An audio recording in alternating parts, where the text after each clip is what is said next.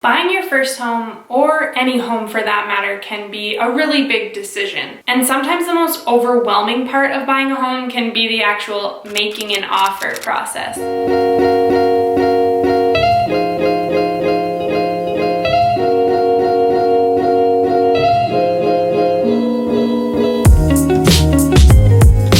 It's kind of a mixture of both tricky and exciting because you never know what the seller is going to come back with. But if you plan accordingly and follow these 4 strategies, hopefully the only thing you'll hear back is that your offer has been accepted and that you can move on with the process of buying your dream home. The first thing you need to do before you put in any offer is a market analysis. That means you want to look at the sold history of homes in the neighborhood rather than the list price. Those are 2 very different things. The list price is just an ask. The sold price is what the homeowner actually accepted and closed in escrow. Escrow.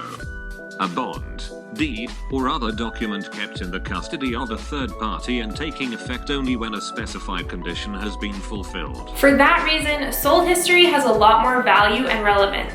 We'll link a great piece below that we've covered on Zolo already about where you can find sold data in Canada.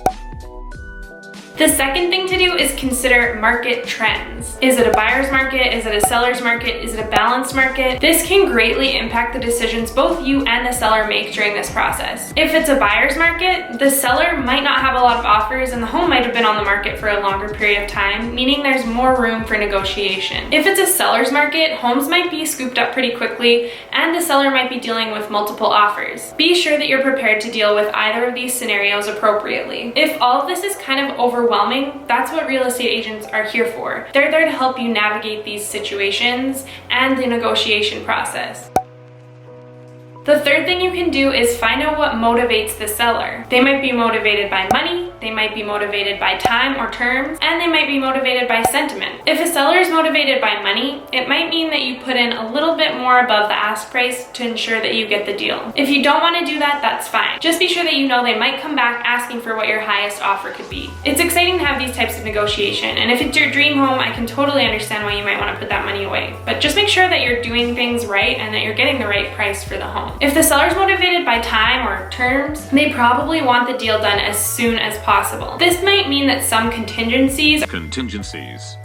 A contingency becomes part of a binding sales contract when both parties, the buyer and the seller, agree to the terms and sign the contract. Or draw. And if you're okay with that, it might be worth considering those things to get the deal done quickly and get your offer accepted. If a seller is motivated by sentiment and they love their home and they have an emotional attachment to it, it might be time to write a letter. Explain why you want the home, what you think you'll do with the home, and where you see yourself or your family in that home in the future. This can be a great way to let the seller know that you're the right fit for the property.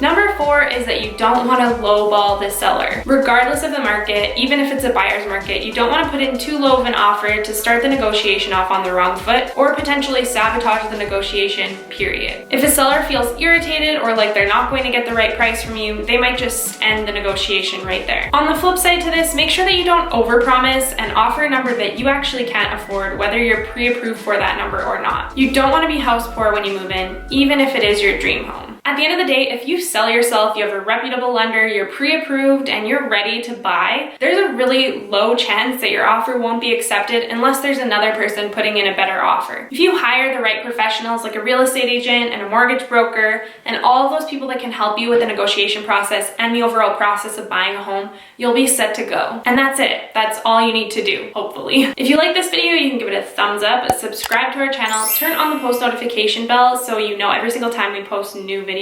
Follow us on Twitter at Zolo Canada. Head to zolo.ca/news to read more Canadian real estate market updates. Yeah, that's it. Hope you guys enjoyed today. Have a great week and we'll see you next month. Bye!